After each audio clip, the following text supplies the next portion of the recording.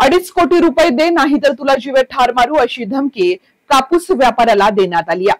अहिल्यानगरमध्ये हा धक्कादायक प्रकार घडला. हा आरोपी दुसरा तिसरा कोणी नसून सुजय विखे आणि संग्राम जगताप यांचा कार्यकर्ता असल्याची टीका विरोधकांकडून केली जाते. बातमी अत्यंत महत्वाची आहे. बातमी आहे शेतकऱ्यांच्या जिव्हाळ्याच्या विषय संदर्भात.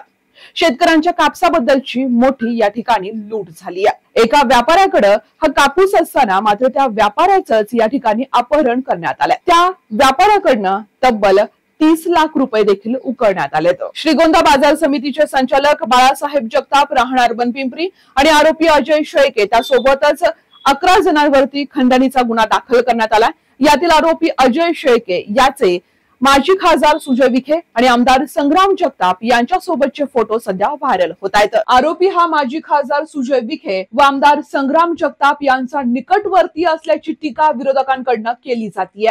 तो कधी विखे यांच्या सोबत जेवताना दिसतोय, तर कधी हातात हात मिळून फिरतानाही दिसतोय. तर एकीकडे आमदार संग्राम जगताप यांच्या सोबत चहा घेताना देखील हा आरोपी अजय शेळके दिसत आहे.